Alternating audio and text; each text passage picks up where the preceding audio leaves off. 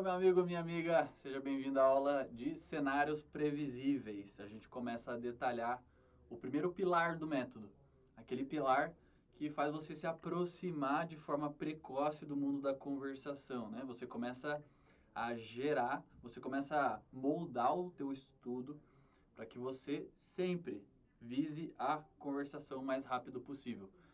E aí os cenários previsíveis, ele é aquele ombro que você coloca no show de rock para você chegar o mais rápido possível na grade. Não é fácil, você precisa ir na força, dedicar essas energias de enfrentamento, mas você vai gerar aqui cartas na manga de coisas que são inevitáveis, que você tem que saber falar. Você começa a interagir, depois você começa a aplicar esses conceitos de cenários previsíveis quando a gente entrar no lacunas de expressão. Lá eu vou falar como você consegue começar a colocar isso em prática. Mas aqui a gente vai começar a ver, primeiramente, quais são algumas ideias para você entender, uns exemplos de cenários previsíveis. Olha só, quando você começa a pensar que você vai ter a primeira conversação com alguém, existem coisas que são muito evidentes. Você precisa saber falar, saber apresentar, saber dizer o que você faz, o que você gosta de fazer, quais são os teus hobbies, quais são as coisas que você não gosta de fazer. Vai anotando, eu vou falando vários aqui, tá? Você não gosta de fazer. Quais são as tuas rotinas, os teus hábitos diários, os teus horários? Que horas você acorda, que horas você come, que horas você vai dormir? O que você estuda? Qual é o caminho que você faz diariamente? Quais são os meios de transporte que você pega? Como funciona a tua rotina lá na universidade? Quais são os teus horários? No teu trabalho, qual é o contato que você tem? O que você faz? Qual parte do teu trabalho você não gosta? Qual parte você gosta? Sei que eu estou falando uma infinidade de assuntos aqui já. Você tem que listar, você vai explorar eles aos poucos. Por quê? Eu vou falar mais ainda. Mas o que acontece é que esses assuntos, eles começam a se ramificar quando você precisa entender um assunto desse. Você cai em uma estrutura que você precisa estudar, você cai em vocabulário relacionado. Isso aqui começa a tomar uma proporção. E é isso que o teu estudo diário ele é feito. É disso que ele é feito. Não é simplesmente decorar uma frase, mas é usar o contexto como base, como norte para o teu estudo. Vamos lá, outros exemplos. Você precisa saber falar sobre histórias que você viveu. A tua história mais interessante, aquela história que você tem na manga, que você conta para todo mundo. Uma história que você foi para o hospital, que você foi para a delegacia, que você foi preso. Quanto tempo você passou na cadeia? O que você comeu lá? Como é o relacionamento com as pessoas na cadeia? Espero que não seja essa a tua história, né? Mas é um exemplo. As tuas histórias, as tuas pretensões de futuro. Para onde você quer ir? Quem é você? O que você faz? Onde vive? Onde come? Onde dorme? Para que país você quer ir? Quais são os teus sonhos, os teus objetivos? Tudo isso é cenário previsível.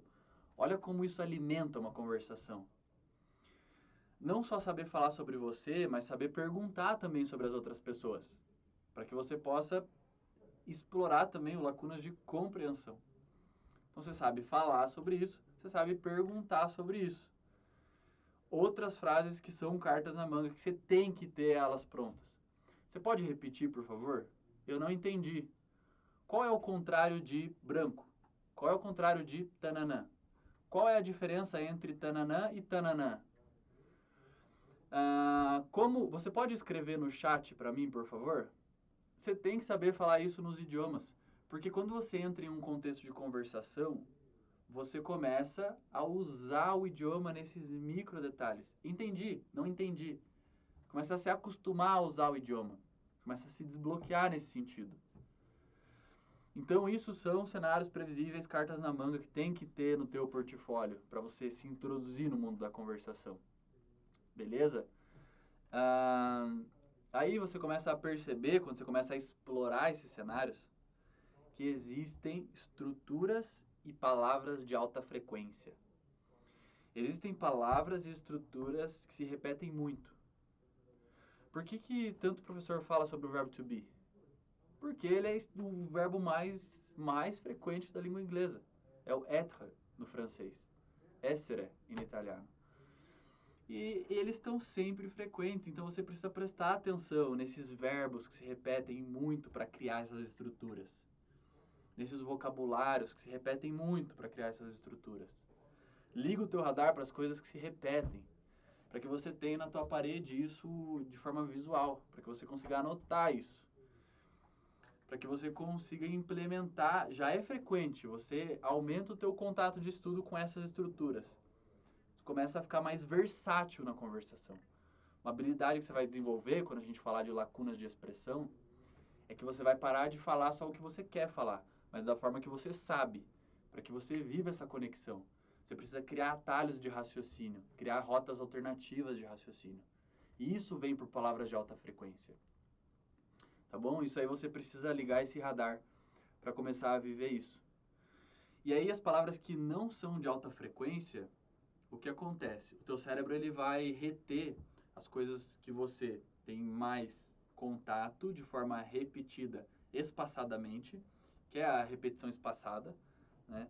Esse conceito ele é baseado na curva do esquecimento lá, né, de Ebbinghaus, que é quem estudou a forma como o cérebro ele dispensa a informação. Por isso que a gente tem esses sistemas de repetir a informação de forma espaçada. É o funcionamento do Anki, por exemplo. Não sei se você já ouviu falar do Anki, que é um aplicativo. O Vini ele vai falar mais em detalhes depois, mais pra frente, que é mais uma característica dele, ele usa mais. Então, o que acontece é que a tua memória ela retém mais essa informação e a informação que tem mais emoções atreladas. O cérebro funciona sempre por conexão. Conexão de palavras, de informação, de ideias, de emoções. Então, você retém mais isso. E as coisas que não tem tanta repetição, ele começa a dispensar. E no início não tem problema. Não tem problema nisso. Porque muita gente se prende em palavras que são extremamente pontuais, extremamente precisas, extremamente avançadas, extremamente específicas, para contextos muito específicos. Isso ocupa a tua energia, isso ocupa a tua memória no início. Você precisa no início se preocupar com coisas que te façam conversar e deixar o ego de lado. Tudo bem, eu aprendo isso depois, na repetição de contexto. Uma vez que você vai se expor ao conteúdo, isso vai repetir. Vai se repetir de forma inevitável. Beleza? Então você começa a se preocupar com palavras de alta frequência, força elas a se repetir nos teus contextos ainda mais, para você se tornar uma pessoa versátil, uma pessoa que consegue manter essas conversações de base, para que você se introduza no mundo da conversação. E aí você começa a entender, o pessoal fala, estuda ou não estuda gramática? Devo ou não estudar gramática? É impossível você conseguir se expressar sem que inconscientemente você tenha entendido a gramática. Qual é o entendimento que você precisa ter aqui? A gramática de conjugar todos os verbos certinhos, em todos os tempos, a gramática pura, sem estar aplicada a nenhum contexto, isso não é vantajoso no início. Você tem que entender o que você precisa para expressar as ideias que você quer expressar. É o contexto que puxa o que você precisa da gramática. Você precisa dedicar mais energia. Você vai ter que puxar a gramática para estruturar uma frase afirmativa. Isso é inevitável. Você precisa dela, porque você está conjugando um verbo, colocando um sujeito, colocando um verbo, colocando um complemento. Isso é gramática. Só que aí que tá, quando você entende isso aplicado a um contexto, isso fica inconsciente. Você não fica decorando listas e listas de verbos e verbos sem saber uma aplicabilidade para ele. Tá? Então, sim, você vai aprender a gramática, mas quem manda é o contexto. A ideia que você quer ou expressar ou entender. A gente vai ver isso tanto no lacunas de expressão quanto no de compreensão. Quando você precisa entender um conteúdo do teu nível adaptado, você precisa buscar a explicação de gramática que justifique essa ideia que está sendo construída. Aí, você vai buscar a gramática. Aí você vai buscar a explicação. Estruturas de gramática que tem conceitos mais avançados, elas vão demorar, vão precisar de mais repetição, mais exposição para serem internalizadas. E não tem problema. Você não pode só se frustrar e prender o teu estudo somente ao entendimento de um conceito de gramática. Vou dar um exemplo para você, né?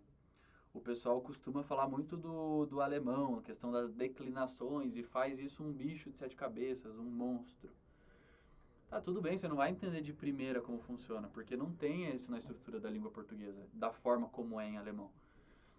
Agora, quando você precisa usar uma declinação num contexto e você volta para entender a explicação, você vem e faz essa revisita periodicamente, conforme o contexto exige, aos poucos você vai internalizando isso conforme você está usando no contexto real. Esse é o fato. Não gere isso como um bicho de 7 cabeças. Beleza? Então aqui a tua tarefa é pegar essa lista que eu fiz de cenários previsíveis ali, em vários, e entender como você domina cada um deles. Se não domina nada, você começa a listar e pega 2 temas desse por semana, vai explorando, abre. Aqui entra o teu poder de curiosidade também. Essa é uma característica que você tem que desenvolver, tá? Você tem que ser uma pessoa curiosa. Você tem que buscar explorar, buscar informação, entender, não se conformar. Entender o que está te prendendo muito, que não está te deixando avançar, uma vez que você buscou a explicação, mas, né, para você dar sequência, mas ser curioso, buscar a explicação. Essa é a essência do autodidata. O autodidata é a pessoa que busca, por iniciativa, explicações para que possam ser aplicadas na prática. Tá? Então, faça isso, comece a explorar esses contextos para você dominar os cenários previsíveis. Isso vai ser o teu melhor amigo nas tuas primeiras conversações. Tamo junto e até a próxima aula.